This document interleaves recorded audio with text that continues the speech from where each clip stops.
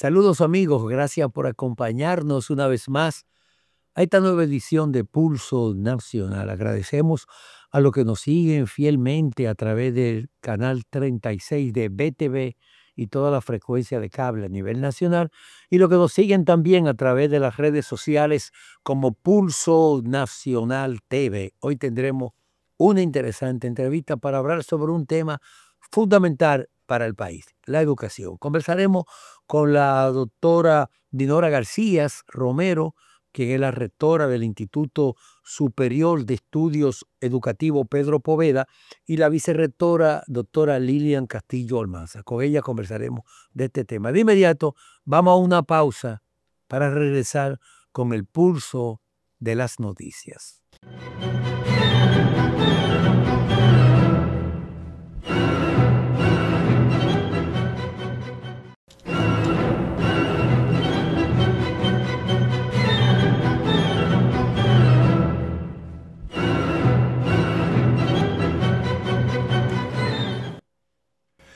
Hola Brita, ¿cómo estás? Muy feliz, entrando en la onda de verano, de las vacaciones estudiantiles, por eso aquí estoy. Te queda muy bien tu cambio trenza. diferente. Te queda muy bien tu trenza. Me imaginé que iba a decir algo sobre esas trenzas, pero estaba muy feliz de estar aquí en Pulso. Mira, Brita, hay una serie de informaciones sumamente trascendentes ocurridas esta semana. El presidente de la República anunció que para el próximo 16 de agosto va a presentar formalmente ya el proyecto de reforma policial con los nuevos reglamentos para el conocimiento de las cámaras legislativas, y parece que se está apurando ya la aprobación de una serie de proyectos de ley que son fundamentales para el país, como es el Código Laboral, el Código Penal y otras leyes de importancia, las leyes de alquileres, que están demandando desde hace muchos años.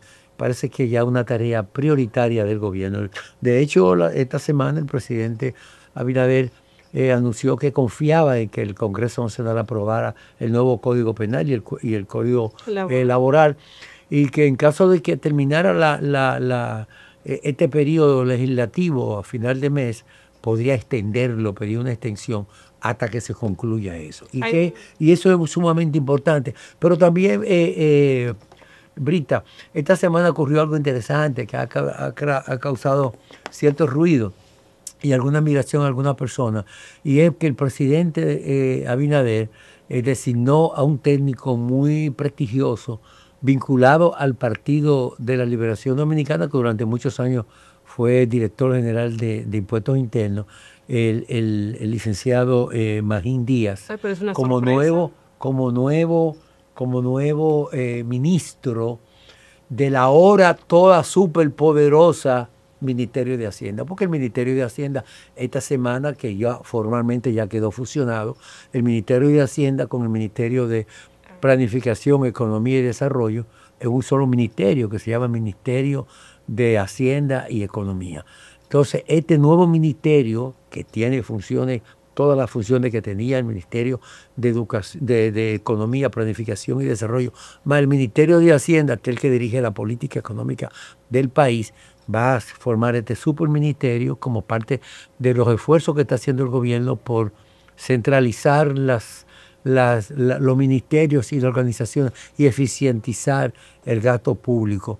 Entonces, la sorpresa ha sido la designación de Magín Díaz, quien es reconocido como un técnico de mucha reputación. Es un técnico de mucha reputación, aunque ha servido a otro gobierno, se le reconoce sus funciones técnicas y tiene un gran desafío, que es enfrentar, lograr que el país mantenga su estabilidad económica y atender los requerimientos de una economía que mantiene una dinámica. No es el único caso de personas que provienen del PLD o de otro partido de oposición ocupa. Hay varios casos. El caso de Julio César Valentín, que es superintendente de seguro, fue un dirigente del PLD que formó un partido aparte y concurrió aliado al Partido Revolucionario Moderno en el pasado proceso electoral. El caso de Roberto Ángel Salcedo, también era dirigente, estaba vinculado al PLD, él y su papá, que fue síndico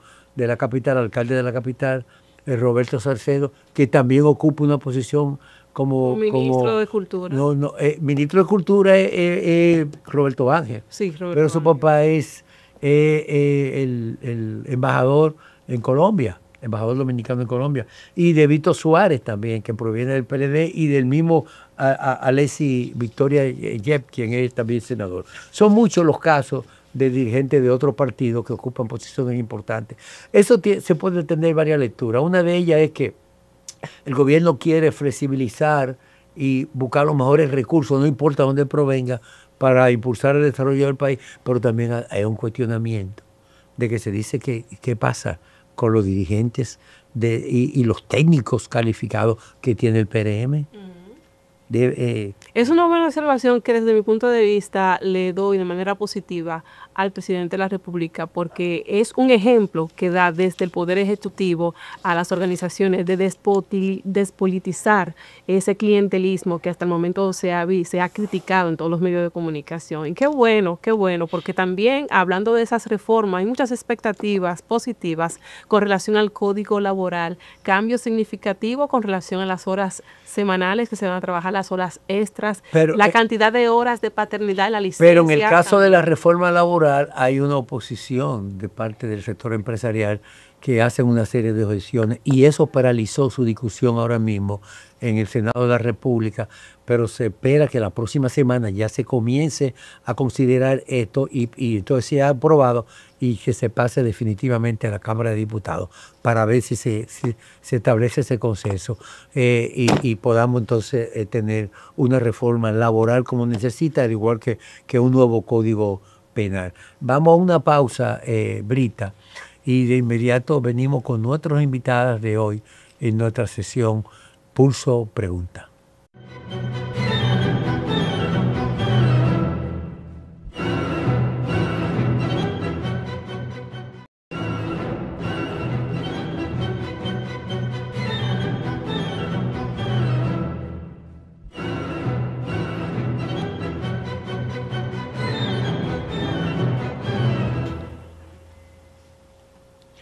Agradecemos a la doctora Dinora García Romero, rectora, y a la doctora Lilian Castillo Almanzar, vicerrectora del Instituto Superior de Estudio Pedro Poveda, por aceptar nuestra invitación hoy para conversar en Pulso Nacional.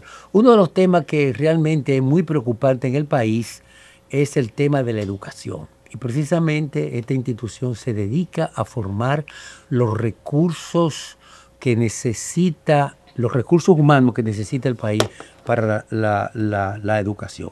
Qué bueno que estén con nosotros. Bienvenidas. Gracias. Gracias. Rectora, ¿cuáles son los desafíos que usted ve que tiene la educación dominicana en estos momentos? Precisamente en estos momentos. En estos momentos, uno de los desafíos más fuertes que creo que tiene es fortalecer la calidad y la efectividad de la educación. Necesitamos una educación pública, también la privada, ¿verdad?, cada vez más fuerte, más consistente a nivel de calidad y también de efectividad, es decir, que haya resultados que muestren que realmente hay calidad. Otro de los desafíos que tiene es la cualificación de la formación docente. Esa formación docente es necesario que sea cada vez más cualificada y también más actualizada, porque la formación inicial docente tiene que estar articulada a la cultura digital. Y los profesores y las profesoras también tienen que avanzar en el campo de la investigación.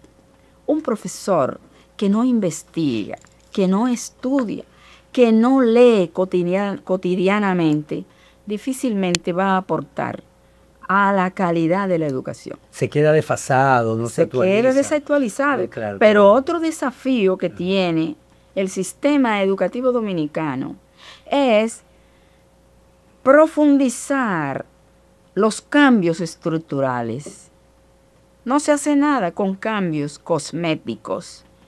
Hay que profundizar esos cambios para que realmente el aprendizaje tenga significado y para que realmente se pueda impulsar, apoyar el desarrollo de la sociedad dominicana. Se habla de que hay una cultura clientelar en el sistema educativo dominicano. ¿Qué se entiende por eso? Cuando yo hablo de cultura clientelar, lo que estoy planteando es que los partidos políticos no pueden instrumentalizar los centros educativos, no pueden instrumentalizar tampoco a los docentes ni al personal administrativo. Y los partidos políticos todos, históricamente, lo que hacen es convertir a los actores de los centros educativos en instrumentos de ellos. Y entonces distraen, bloquean el aprendizaje, distorsionan la enseñanza. Distorsiona la enseñanza. Y además, parte de la cultura clientelar es pagar servicios de la campaña designando a personas que no tienen capacidad. Entonces, eso hay que eliminarlo. Los partidos tienen que tener otra postura, sobre todo respetar la educación, apoyarla, cuidarla. Pero la cultura clientelar es todo lo contrario. Porque hay profesores, una minoría, que no le interesa realmente ni la calidad de la educación, ni el desarrollo de los estudiantes, ni el desarrollo de ellos mismos. Es una minoría, porque la mayoría de los profesores, aunque la sociedad lo desacredita, la mayoría, le voy a decir una cosa, realiza un esfuerzo grande y realiza un esfuerzo cotidiano. Y eso hay que decirlo y eso hay que defenderlo. Pero hay una minoría que obedece ¿a qué? A eslóganes y a esquemas partidarios. Y eso le hacen daño a la educación. Y le hacen daño inclusive a la administración pública. Porque mucho de eso también usted se lo puede encontrar en el Ministerio de Educación. Sí, sí. Con eso hay que finalizar. Claro, claro. Doctora Castillo, ¿cómo afecta puntualmente en los centros educativos, los centros escolares, este clientelismo, esta cultura clientelar, a la calidad de la enseñanza en los centros escolares? ¿Cómo lo afecta? Sí, la cultura clientelar afecta en todos los niveles. En los centros educativos, por ejemplo... Se refleja con mayor fuerza, ¿no? Se refleja con mayor fuerza porque, por ejemplo, cuando se nombra una directora y la envían a un centro porque hay una necesidad, pero esa directora no responde a un partido en particular, entonces pues le hacen la vida imposible. Y esa rectora viene preparada, viene con un esquema de trabajo, pero le es imposible el trabajo. Entonces la envían al distrito, la ponen al servicio. Entonces va al distrito y no se hace esa función. Entonces en las escuelas pasa también con los docentes, el tema del concurso. Entonces sí, lo que entendemos es que hay mucho escándalo. Debe haber una perspectiva ética, que realmente haya un verdadero compromiso con la calidad educativa y que los docentes, los directores, todos los equipos, los técnicos, realmente asuman posiciones, sean nombrados por sus capacidades, por sus competencias, por su compromiso, no porque respondan a un partido ni que vayan a ocupar un puesto para ayudar a que permanezca determinada figura en el poder o llegue al poder, porque también eso se puede dar.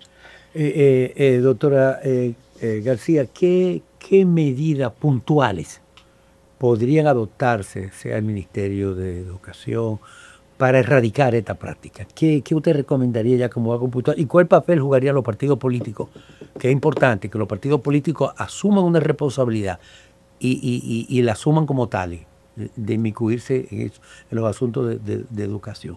¿Cómo usted yo veo una recomendación puntual en ese? Bueno, yo veo 3 recomendaciones puntuales. Lo primero es que se respeten los criterios y los lineamientos del concurso y que realmente solo el que responda y apruebe lo que plantea el concurso sea el que pueda acceder a un cargo en educación. Eso es lo primero.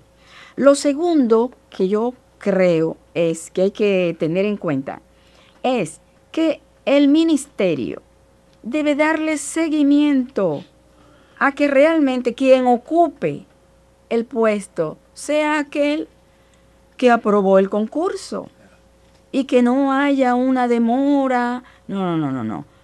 Aprobó el concurso porque tiene capacidad, tiene consistencia profesional, es el que va a acceder. Y otra tercera medida puntual es que se acompañe a ese profesor que aprobó el concurso, que tiene la competencia y que ya se supone está ejerciendo su función. Darle seguimiento, estímulo para que trabaje. Exacto. Lineamientos. Eso es fundamental. Eso es fundamental. ¿Y a quién corresponde eso? ¿Al ministerio? ¿A la política del ministerio? Eso corresponde al ministerio, pero especialmente a los distritos. El acompañante inmediato de los docentes son los distritos educativos. Entonces hay que apoyar. Tiene la preparación, la capacidad, la plataforma, tiene las herramientas para eso. Yo le voy a decir una cosa. Realmente se hace. En los distritos educativos hay personas que tienen capacidad, pero no hay un plan. Y no tienen las herramientas. No tienen las herramientas. Porque inclusive el acompañamiento a los docentes muchas veces no se puede realizar. ¿Por qué? Porque no cuentan con la infraestructura necesaria para realizar ese acompañamiento. Pero yo creo que en los distritos educativos hay personas capaces y no es el ministerio desde arriba que tiene que ir a hacer el acompañamiento, es el distrito, que es la instancia que está más cercana a los centros educativos. Claro. Entonces, hay que sacar también la partidarización de los distritos. Correcto. Porque también hay demasiado partidarización en los distritos y no todos hacen lo que tienen que hacer. ¿Cómo se radica la influencia de los partidos políticos? Es que lo primero que... ¿Qué usted recomendaría algo puntual para evitar eso? ¿Cuál sería el rol de los partidos políticos en el caso de educación? Mire, los partidos políticos pueden jugar un rol muy importante. Sugerir algunos... Pueden sugerir políticas socioeducativas. Pero no asumirla. No. Ellos no tienen, porque ellos no tienen que dirigir nada. Ellos no tienen, porque por eso hay un ministro. Claro. Y por eso hay viceministro. Y por eso hay una estructura. Hay una estructura. Entonces ellos no tienen que inmiscuirse en esa parte operativa. No les toca. Ahora, ¿qué les toca a ellos? Respetarlo primero, y apoyar, que apoyen, que no debiliten las políticas socioeducativas que pueden ayudar, que pueden mejorar la educación del país. Doctora, usted ha afirmado reiteradamente que la calidad de la educación es un asunto no renunciable. Sí, explíquenos un poquito esto. Sí. Bueno, ¿por qué yo digo que la calidad de la educación es un irrenunciable? Porque si la educación no tiene calidad, nosotros entonces vamos a tener una educación muy precaria. Y si no tiene calidad, los estudiantes no van a tener capacidad para resolver problemas, inclusive que son elementales de la vida cotidiana. ¿Qué es lo que permite la calidad de la educación? Lo primero que permite es que los estudiantes y los docentes se conviertan en sujetos. Y si son sujetos, no son objeto ni del gobierno, ni del ministerio, ni de la ADP, ni de ningún partido. Porque un sujeto tiene conciencia de lo que hace, sabe por qué hace lo que hace, cuándo lo hace y para qué lo hace. Ahora, ¿por qué es que se debilita la calidad de la educación? Porque lo que interesa es una masa informe, una masa que no tenga conciencia crítica y que inclusive por ignorancia renuncia a sus derechos. Y le sirve a esos partidos políticos que se benefician de esa. Que se beneficien. Eso, porque eso es lo que buscan esos partidos que bloquean la calidad de la educación. Beneficiarse de la ignorancia de los docentes, de la ignorancia de las familias y de la ignorancia de los estudiantes también. Entonces tienen una masa que obedece a sus consignas y una masa que renuncia a sus derechos. No, por eso nosotros, el Instituto Superior de Estudios Educativos Pedro Poveda, trabaja arduamente por la calidad de la educación, porque queremos personas con un desarrollo cada vez más integral, con un desarrollo definido, y no queremos objetos de nadie ni de ningún tipo. Una de las conquistas más importantes que ha realizado el pueblo dominicano fue luchar para una asignación mayor presupuestaria en la educación. Y desde hace algunos años, la República Dominicana tenemos un presupuesto bastante holgado de educación, aunque algunos consideran que no es suficiente. El 4% del Producto Interno Bruto, hay recursos suficientes como para iniciar realmente una inversión consciente e importante en el sistema educativo. Me gustaría saber su opinión sobre este particular. Y hay otro tema que podría ser de mucho interés, que es el caso de la revisión de la reorientación de la educación en la República Dominicana. Yo creo que llegó el momento de que ya no podemos estar formando la educación tradicional de pizarra y anotaciones en una época digital. Me gustaría que usted nos respondiera a eso después de esta pausa.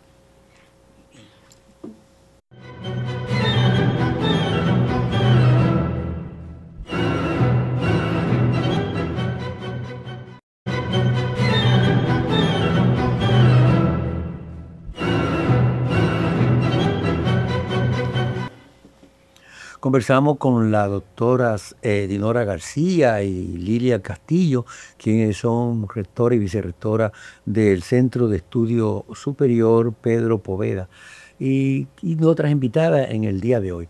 En el segmento anterior hablábamos del impacto que tiene el presupuesto de educación de un 4% del Producto Interno Bruto y de la necesidad de reorientar la educación, ya de esa enseñanza tradicional, a utilizar las herramientas del mundo moderno, la tecnología, el Internet y la inteligencia artificial.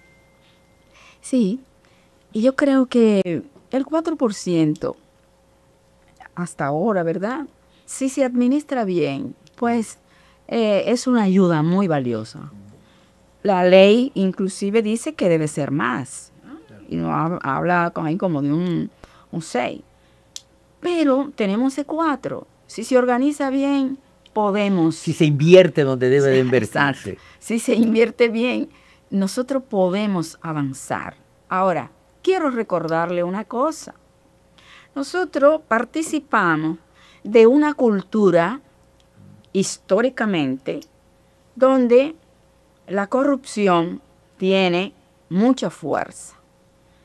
Y nosotros sabemos que por ahí han pasado ministros que han intentado, ¿verdad?, hacer un trabajo serio y liberar al ministerio del flagelo de la corrupción.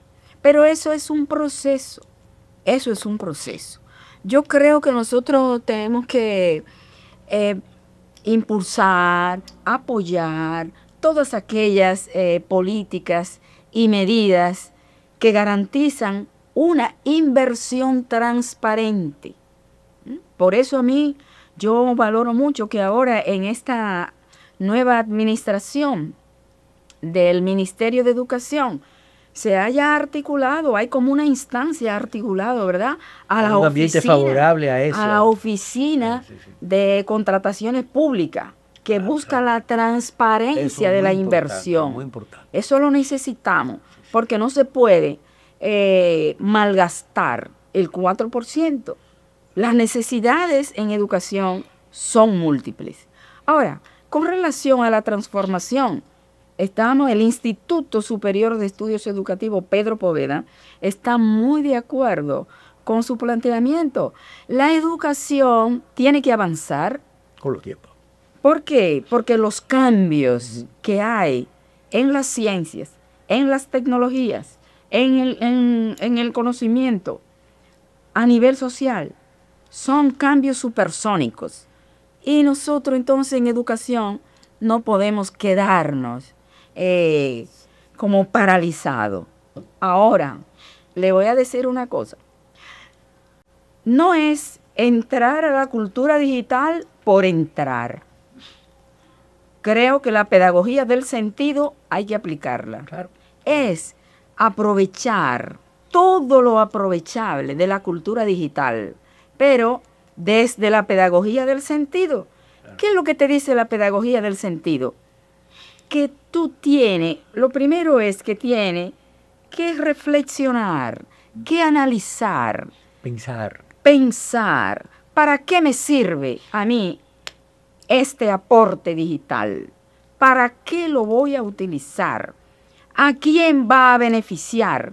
Porque lo que yo no puedo es utilizar la riqueza que tiene la cultura digital para destruir la sociedad, para destruir a las instituciones. Y para sustituir el pensamiento. Muy bien, estoy totalmente de acuerdo. Sí, porque es una herramienta. Exacto. Que te auxilia. Tú necesitas una información, está ahí la información rápido, pero no es que te va a sustituir tu capacidad de razonar, como señala la doctora Castillo también. Por eso nosotros le damos mucha fuerza a que se articule la inteligencia artificial con la inteligencia espiritual. ¿Por qué? Capacidad humana. Porque la inteligencia espiritual le da fuerza a esa capacidad humana, a ese razonamiento que busca el bienestar colectivo, no solo el bienestar individual, y que pide también que se reflexione, que se discierna académicamente, científicamente, humanamente. De tal manera, y yo estoy de acuerdo con los investigadores que dicen, cuidado con caer en el totalitarismo digital. Es una trampa. Sí. Y es un riesgo. ¿Por qué? Porque también la cultura digital te puede convertir en un instrumento y es un recurso. Claro. El recurso no puede destruir mis dimensiones, mis capacidades humanas. Y además afectaría también la propia idiosincrasia, la cultura, la tradición de cada país, porque te va a imponer otras cosas exógenas. Doctora Castillo, hay un aspecto importante. ¿Cuál considera usted que podría ser entonces, ya aterrizando en este planteamiento, algunas consideraciones puntuales para lograr una educación de calidad, tomando en cuenta los señalamientos de esas herramientas que dispone ahora mismo? ¿Y qué estaría haciendo el centro en ese sentido? Consideramos que es muy importante la formación, tanto inicial como continua. El docente, el técnico, todo el que esté trabajando en educación tiene que tener una formación sólida, una formación que entra por la lectura, por la escritura, por la capacidad de argumentar, de tomar decisiones, de no ser objeto, como decía la señora rectora, sino de ser sujeto. Un docente de aula tiene que ser capaz de tomar decisiones, porque eso va a contribuir a contextualizar los procesos. No es solo lo que me digan, lo que yo tengo que hacer, sino que yo en el aula, en el rol que ocupo como docente, o que ocupo como técnico, o que ocupo como director o directora, pues yo tengo una realidad, tengo una situación. Entonces esto yo tengo que contextualizarlo con mi realidad, que lo que significa es ponerlo en diálogo. Entonces es uno de los elementos que yo considero que es fundamental, el tema de la formación en todos los niveles. Tiene que ser una formación sólida, y esa formación también tiene que ser integral, tiene que ser en valores, desde esa perspectiva ética. Tiene también que tener conocimientos y manejo de la tecnología, y dentro del manejo de la tecnología y de los diversos recursos digitales para la enseñanza también, tiene que tener criterio para seleccionarlos. No todo lo que me pongan delante ya es bueno y es válido, porque ahí hay,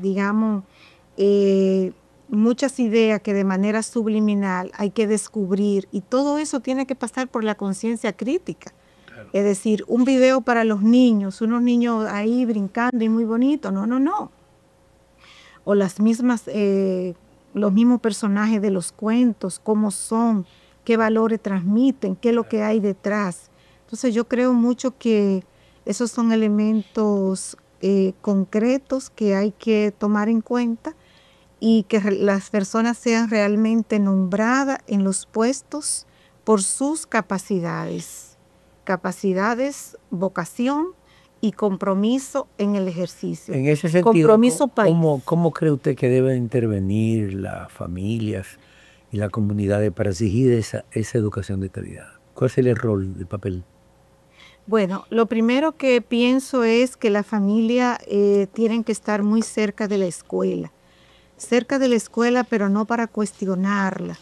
Y la escuela muy cerca de la familia, no solo para llamar a la familia y decirle que el joven, el niño, se está portando mal, que no está avanzando en los aprendizajes, sino que es un trabajo de conjunto. Las sociedades se estructuran a partir de las familias y las escuelas.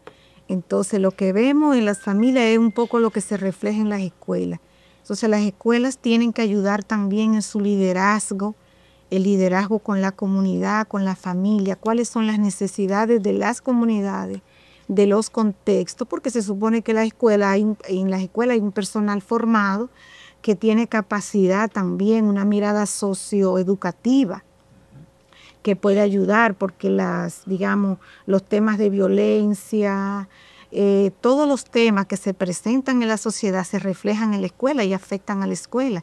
Entonces la escuela tiene que tener un liderazgo frente a las familias. Las familias también deben tomar decisiones, deben participar, tienen que ir a llevar a sus hijos, tienen que estar atentos.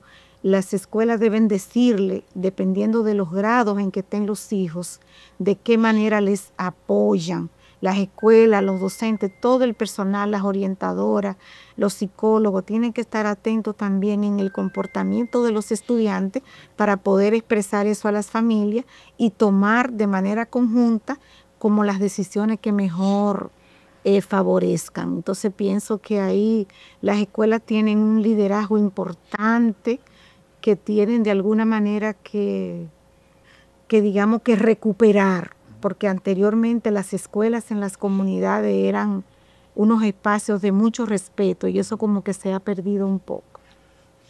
Doctora García, muchos países, la mayoría de los países, miden la calidad de su educación a través de unos estándares de calidad internacional, que son las llamadas pruebas PISA, que reflejan realmente los resultados de la enseñanza. En los últimos años siempre hemos quedado en una posición muy distanciada, o sea, que denota la insuficiencia, para no decir mala calidad, de la educación en la República Dominicana. ¿Qué usted puede decir con relación a esta prueba? ¿Usted cree que es el método idóneo para medir el esfuerzo y el trabajo que se hace en la educación dominicana? ¿Y qué otro mecanismo usted podría sugerir en ese sentido? La prueba PISA tiene, un reconocimiento muy grande. Una acreditación internacional. Una acreditación muy grande, yo diría a nivel mundial. Y desde que se iniciaron esas pruebas en el 2000, pues cada vez más el reconocimiento es mayor. Y yo creo que tienen su importancia. Ahora, en América Latina y el Caribe hay muchos investigadores, hay muchos pedagogos, y entre eso me encuentro yo, que consideramos que la región y cada país tiene que contextualizar esa prueba, porque esas pruebas están ideadas desde Europa. Había que aterrizarla. Entonces, a la realidad de cada país. Ajá, que no es que rechazamos la prueba PISA, pero vemos que hay que contextualizarla. Pero, ¿cuál es el objetivo fundamental de esa prueba? ¿Estamos de acuerdo con el objetivo fundamental? ¿Qué medida? Se busca que valorar cuál es el desarrollo intelectual que tienen estos muchachos de 15 años, qué capacidad de razonamiento tienen, qué capacidad de comprensión, cómo se van acercando a la ciencia. Por eso se trabaja se evalúa todo lo que tiene que ver con la lengua española, con la matemática, con la ciencia. Pero aquí en el país, tomando en peso nuestras condiciones, tomando en cuenta también las necesidades del contexto, tanto en el país como en la región, podemos diseñar pruebas que con rigor evalúen también esas capacidades. Entonces, ¿qué tipo de prueba podía diseñarse dentro del contexto dominicano? No, pero las pruebas pueden ser inclusive... De carácter internacional. No, las pruebas que se diseñen en la región, yo hablo de América Latina y en el Caribe, porque no tienen que ser de manera individual cada país. Yo digo la región porque tenemos aspectos que son comunes y problemas y necesidades que son comunes. Y se puede también, vamos a valorar... Estandarizarla con esos países. Sí, pero nosotros también nos interesa ver qué capacidad tienen de razonamiento, ese razonamiento lógico, ese razonamiento verbal, eso también, pero tomando en cuenta las condiciones de aquí. Podemos también evaluar todo lo relativo a la ciencia, podemos evaluar todo lo relativo también al razonamiento matemático. Inclusive las pruebas para mí, yo no solo me quedaría con matemática y con ciencia y con lengua española. ¿Qué está pasando en este país? Que las ciencias sociales están muy frágiles. ¿Y qué pasa con las ciencias sociales? Los gobiernos, los estados que le dan importancia a las ciencias sociales, le dan importancia a su historia, pero además le dan importancia al desarrollo del pensamiento. Y por eso nosotros nos quedamos corto en el desarrollo de la capacidad de pensar que tienen nuestros estudiantes, nuestros profesores, nuestros ciudadanos. Si aquí queremos hacer una prueba, entonces yo incluyo también todo lo que tiene que ver con ciencias sociales. Con ciencia social, correcto, sí. Porque necesitamos el desarrollo del pensamiento de la ciudadanía y el compromiso de la ciudadanía con su propia historia. Así es. Doctora Castillo, hay un tema que casi nunca se trata. Y se trata de evadir porque es un tema que ha sido muy conflictivo, y es la educación sexual en las escuelas. ¿Cómo ustedes evalúan esto y qué recomendaciones harían en ese sentido? Nosotros apostamos a la educación integral, el desarrollo del ser humano en todas sus dimensiones. Y la sexualidad es un tema del desarrollo humano. Por lo tanto, nosotros consideramos que debe abordarse todos los temas que vemos a nivel de la sociedad, porque esa relación hombre-mujer, la identidad de las personas, hay que trabajarla. y hay que trabajarla con respeto, hay que trabajarla con los cuidados que se tienen en todos los niveles, porque de acuerdo al desarrollo de la persona, del niño, del sujeto, pues los temas se abordan, se toma cuidado con los criterios, con los conceptos, pero la idea es desarrollar todos los temas que son, digamos, que le conciernen a la persona, que son temas humanos de la identidad de la persona y que generan tantas problemáticas, porque vemos todos estos temas que hay de violencia doméstica, de abusos, y todos esos temas tienen que ver porque no hay una verdadera formación en las escuelas con herramientas, con profesionales que sepan abordar las diferentes temáticas, que se puedan responder las inquietudes, las necesidades en el aula. Entonces, nosotros todo lo que es importante a nivel de procesos humanos, socioeducativos, siempre enfatizamos que hay que abordarlo, que hay que trabajarlo, con los cuidados, con los ajustes, con las adecuaciones, y siempre con un profesional, digamos, preparado para abordar esos temas. Este es un tema sumamente interesante, que siempre promueve el debate y el interés de la gente. Me gustaría que siguiéramos conversando sobre eso y escuchar la opinión de la doctora García también, pero después de esta pausa.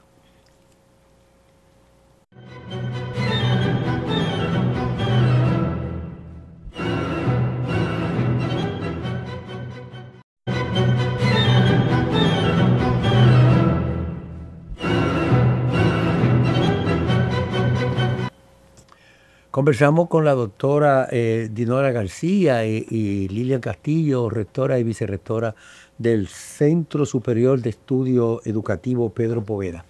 El tema ha sido muy interesante. En el segmento anterior hablábamos de la educación sexual en las escuelas. Me gustaría que profundizara un poquito en eso, sobre todo la oposición que hacen los sectores religiosos a que se enseñe algo que es natural, que es la educación. Dígame, doctora García. Bueno, creo que sí, que es un tema muy interesante y necesario. La persona humana tiene dimensiones diversas. La dimensión afectivo-sexual es una más del conjunto de dimensiones. Realmente nadie, ninguna persona, ningún sector, ninguna organización puede oponerse al desarrollo integral de las personas. Yo no estoy de acuerdo con que se hable con tanto énfasis como si fuera algo particular, como algo ajeno a la persona. Sí. No, es un derecho que tiene la persona a conocer su cuerpo, a conocer la energía que brota de su cuerpo y orientarla lo mejor posible. Por eso yo no creo en ese miedo y ese lamento por el embarazo de las adolescentes. Y por ese desconocimiento. Tienen que embarazarse. Por ese desconocimiento que sucede en tantos embarazos en adolescentes. Entonces ninguna organización, ni política, ni religiosa, de ningún tipo puede oponerse al desarrollo integral de la persona. Claro. Y es un derecho que se está violando aquí en este país. En otros países, desde preescolar, ya están orientando esa dimensión afectivo-sexual. Aquí tiene que terminar ese bloqueo, porque se está bloqueando entonces el desarrollo de la sociedad también y el desarrollo de las personas. Algo sucede también con el caso de la moral y cívica, que se ha retirado de la escuela, la necesidad de los valores patrios, del comportamiento que realmente hay un aspecto importante antes de finalizar, que ya estamos en la parte final del programa, que me gustaría, recientemente ustedes realizaron la Semana de la Investigación, que acumuló una experiencia muy importante y un aporte muy trascendente en la educación dominicana. Me gustaría que la doctora Castillo nos explicara un poquito sobre esto. Sí, nosotros tuvimos del 23 al 27 de junio, nuestra primera semana de la investigación educativa.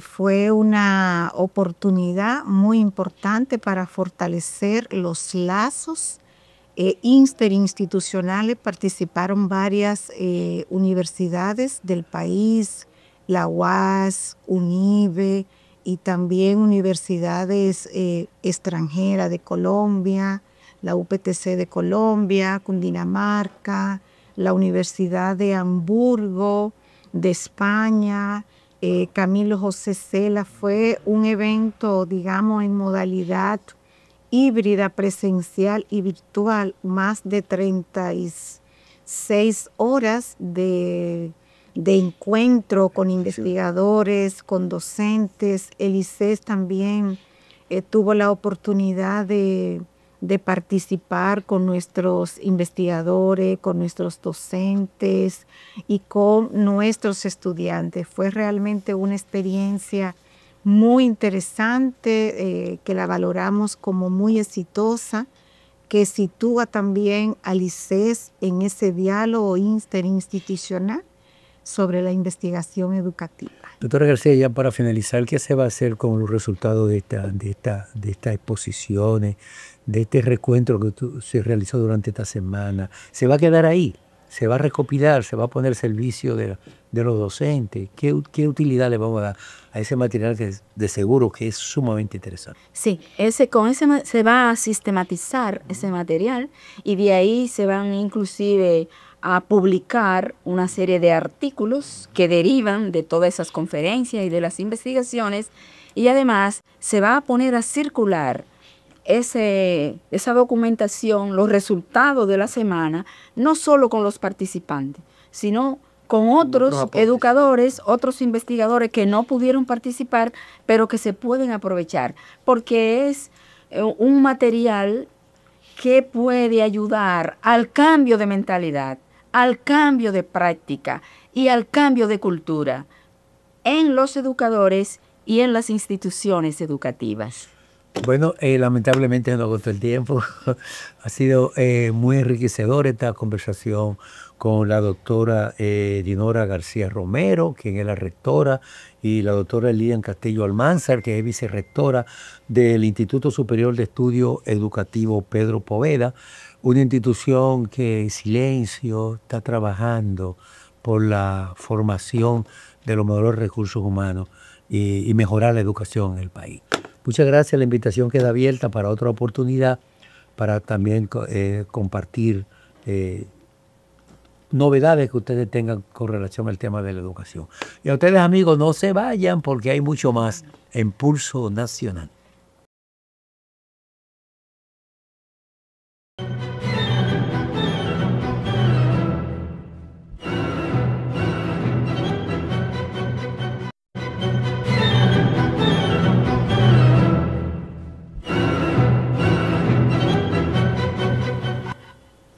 Amigos, es todo por hoy. Brita Feli les acompañó. Nos vemos en una próxima entrega de Pulso Nacional. Hasta la próxima.